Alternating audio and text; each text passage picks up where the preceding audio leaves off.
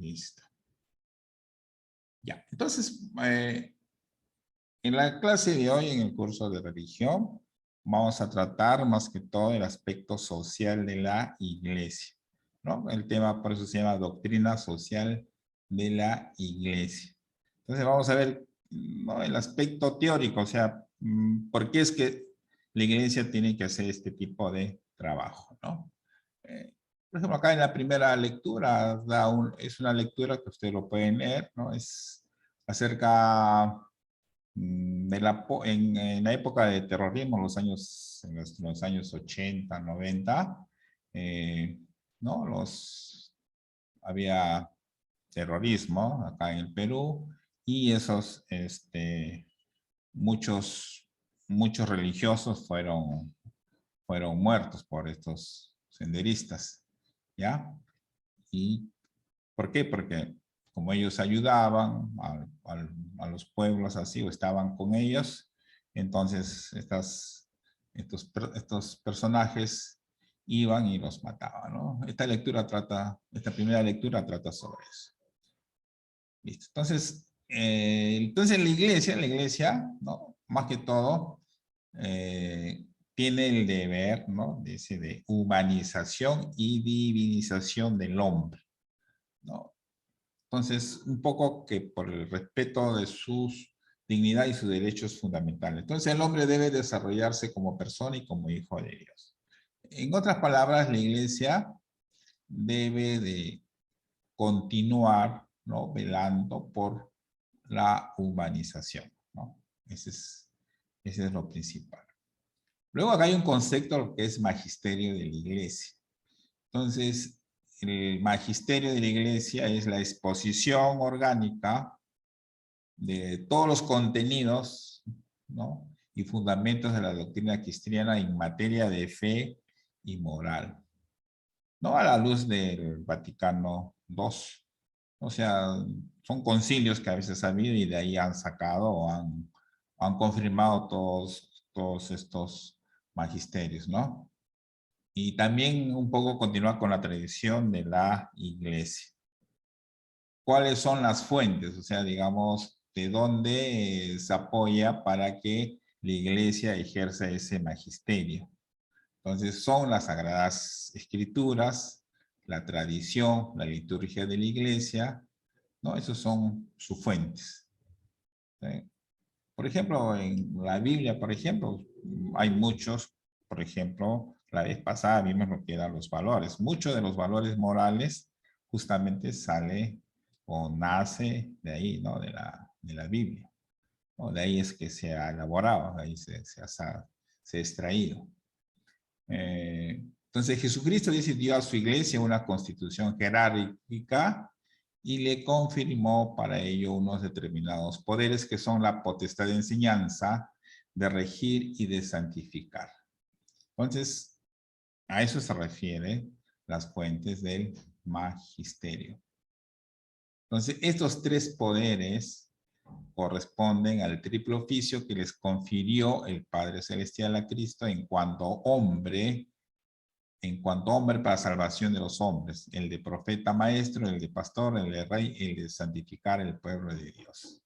Entonces, la misma que confirió a sus apóstoles.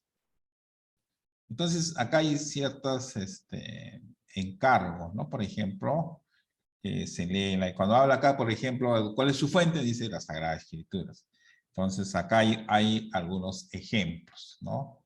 Por ejemplo, se encarga de predicar el evangelio por todo el mundo, ¿no? Lo pueden ver en Mateo 28, 19. Confirió autoridad, ¿no?, en Lucas 10, 16. Poder para atar y desatar, poderes sacerdotales de bautizar, celebrar la Eucaristía, perdonar los pecados, ¿no? Todo eso, esas fuentes, ¿no?, viene, ¿no?, de la Sagrada Escritura. Ahora, la doctrina social de la iglesia es la enseñanza de ese magisterio en materia social y contiene principios, criterios, orientaciones, ¿no?, para la actuación del creyente en la tarea de transformar el mundo según el proyecto de Dios. Entonces, la idea de la doctrina de la iglesia, ¿no? Es transformar, ¿no? Según ¿no? El proyecto de Dios. Ese es el fondo. Entonces, ¿cuál es el objetivo? Es la promoción humana, es decir, llevar al hombre y a la mujer a pasar de condiciones menos humanas a condiciones más humanas hasta llegar al pleno conocimiento de Jesucristo. ¿Y cuál es el valor de esa doctrina? Radica en la opción evangélica preferencial por los pobres, ¿no? Actuando en los frentes del anuncio y el testimonio, ¿no? De vida coherente con la fe y centrada en Dios. Luego. Ya, entonces hay ciertas, digamos, acuerdos que se ha llegado, ¿no? Entonces, y de ahí parte esta doctrina social. Con los padres de la iglesia, ¿no? O sea, son los testigos de la fe, velaron por la fe intacta, transmitiendo a las generaciones que le siguieron. Ellos interpretaron el mensaje de Jesús y lo sistematizaron, denunciando el pecado que impide las relaciones humanas como la consecuencia del egoísmo, las condiciones de poder, las injusticias. Entonces acá viene, por ejemplo, la primera escolásticas, ¿no? Siglo XI, siglo XV, por Tomás de Aquino. En esta época que se hace una síntesis del pensamiento de los padres y se interpreta la Sagrada Escritura a la luz de sus enseñanzas para adaptarlas a las características, ¿no? De la Edad Media, ¿no? Por ejemplo, ahí se condena la usura, los intereses exagerados por los préstamos como contrarias a la justicia. La doctrina social de la Iglesia nunca se ha limitado a la doctrina, se ha hecho realidad en la práctica. Entonces ahí, mira, ves, cuando hablan de la parte social, ¿no? Como que la Iglesia interviene en estas cosas, ¿no? La segunda escolástica, siglo XVI hasta XVIII. Esta época es importante porque el mundo ha cambiado, ¿no? Es el descubrimiento de América, ya no se descubrió un mundo nuevo. En este marco surge un fecundo pensamiento que orienta a poner los principios que deben regir las instituciones y combatir la injusticia y la explotación. Entonces, acá en esta parte es lo que se buscó, ¿no? Evangelizar, ¿no? Llevar a Cristo hasta los rincones de América, ¿no? En esta parte, ¿no? Con el descubrimiento de América, por todo medio, se buscó evangelizar, ¿no? a este nuevo continente. ¿Ya? Luego ya viene la que se llama la siglo XIX, la revolución industrial. Entonces ya hay nuevos problemas, surgen otras doctrinas, por ejemplo, surge el marxismo, ¿no? La ideología liberal, ¿no? Capitalizada, y con ellos uno de los, ¿no? Vienen también las explotaciones más inhumanas que ocurren en esa época, ¿no?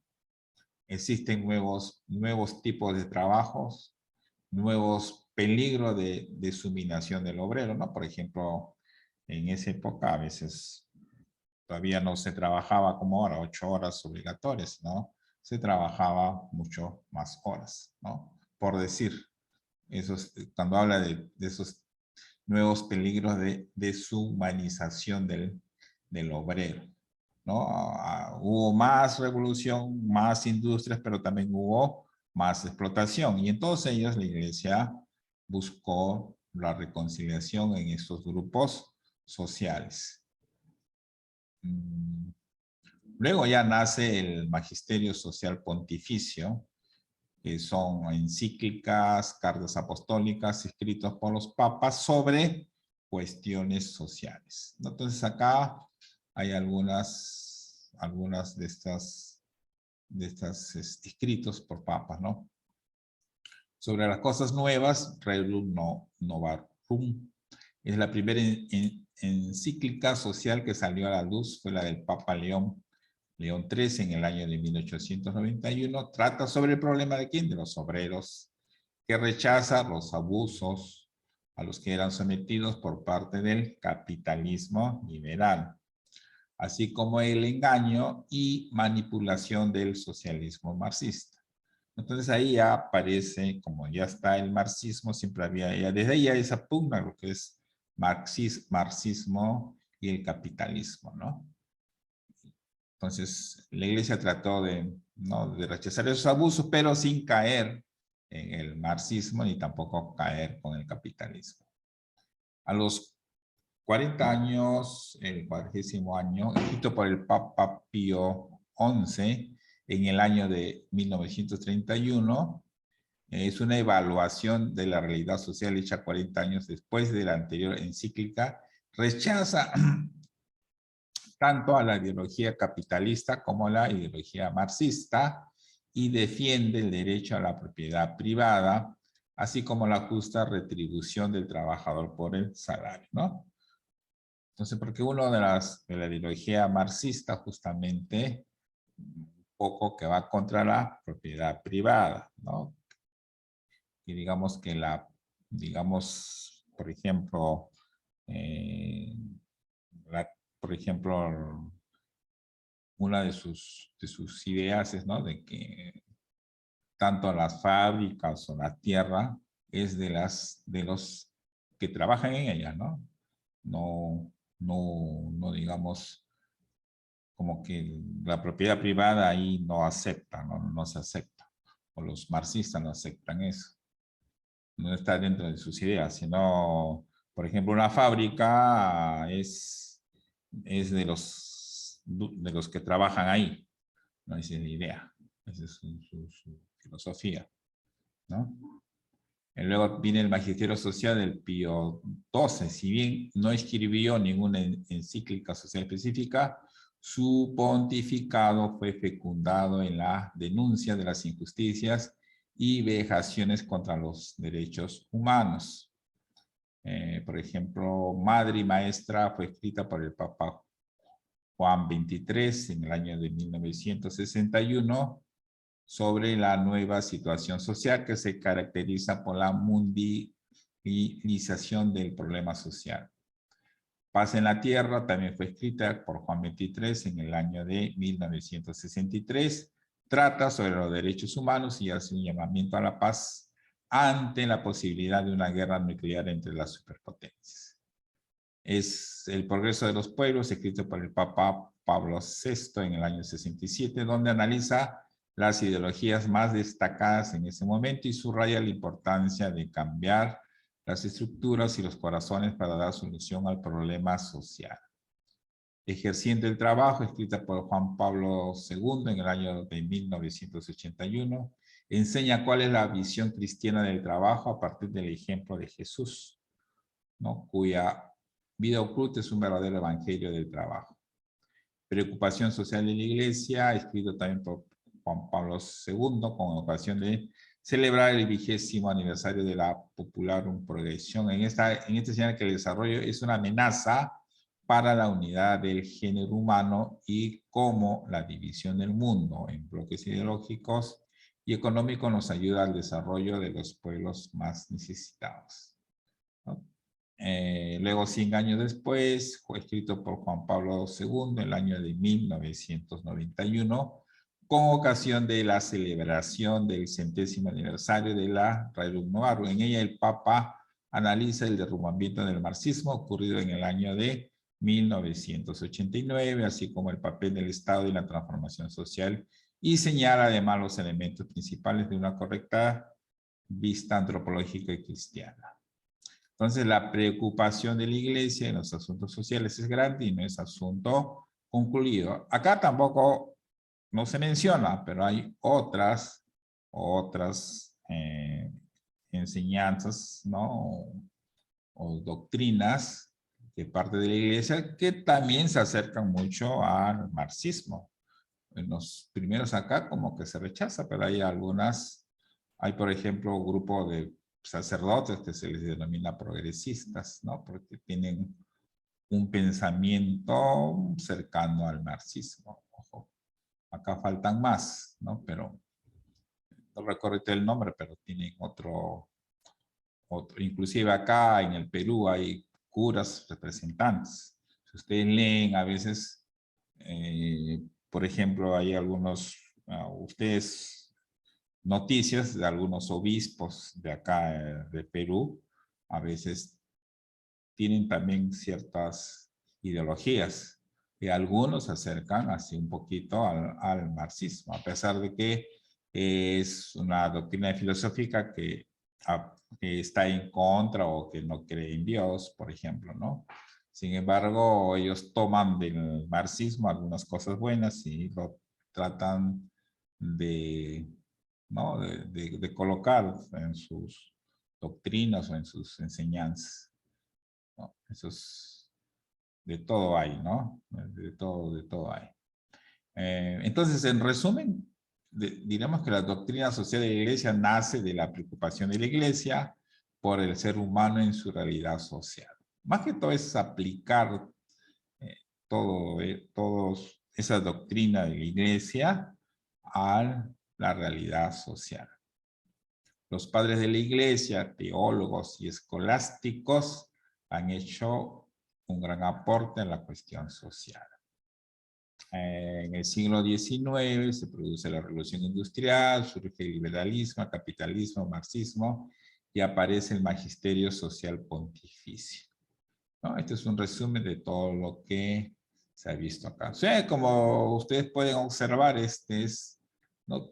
todo en algunos de los doctrinas o conocimientos que la Iglesia, a partir de las Sagradas Escrituras, de la tradición, lo aplica, ¿no? a la realidad social mundial. Ustedes deben interpretar.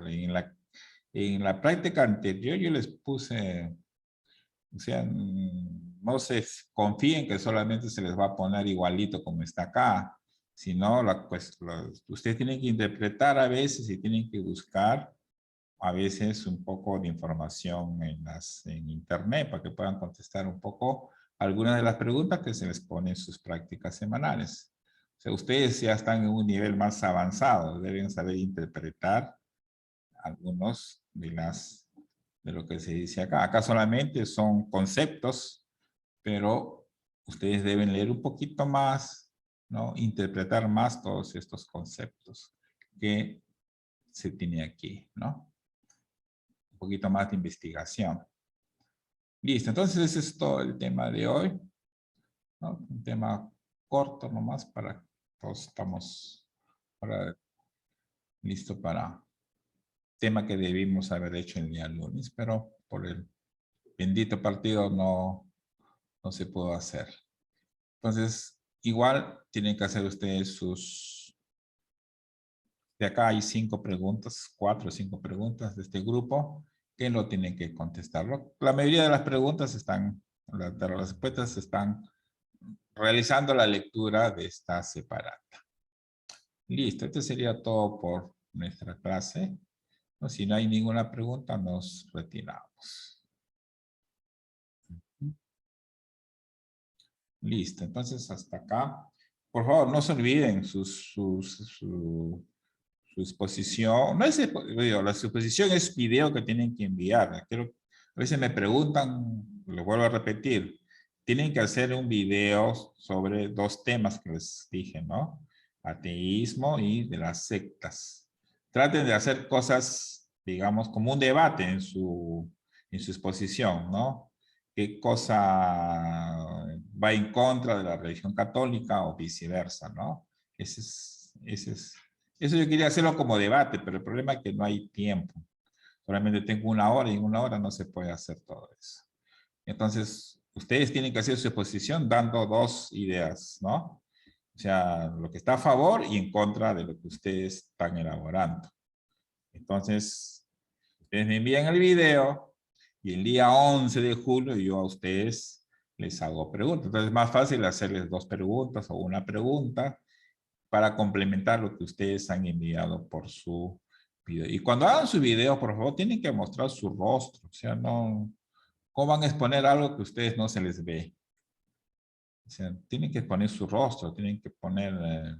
acostúmbrense, ustedes ya están en grados, ustedes, los que están en quinto, por ejemplo, van a postular o ir a una universidad, y en la universidad tienen que, ya todo va a ser presencial el otro año, ya tienen que saber, ahí van a hacer exposiciones en vivo, tienen que acostumbrarse. En universidades ahora todo es exposición, no, ya tienen que, no sé si es temor o capricho, que a veces no quieren salir sus rostros, pero casi todos están con sus cámaras apagadas. Ahora, ¿qué van a hacer cuando las clases sean presenciales? Que se van a tapar una bolsa negra en la cara, no sé. Ahí tienen que mostrarse, tienen que perder la vergüenza. Ahora en la universidad todo es y los alumnos que van a estar en cuarto el otro año o quinto, las clases van a ser presenciales, ahí también van a tener que hacer exposiciones, ya no por vía Zoom, tienen que acostumbrarse ya. Listo, entonces hasta acá nos quedamos. Y de esta clase ya el día de viernes tienen su práctica ya. No se olviden, viernes yo cuelgo más o menos a partir de la 1, 2, así las prácticas de este curso. Y el viernes como hay actuación, igual tienen que dar sus prácticas por la tarde, ¿no? Lo van a dar. De repente. Listo, entonces hasta acá nos quedamos. Hasta el día lunes, ya nuestras clases normales. ¿Ya? Entonces hasta acá nos vemos. Bye, bye.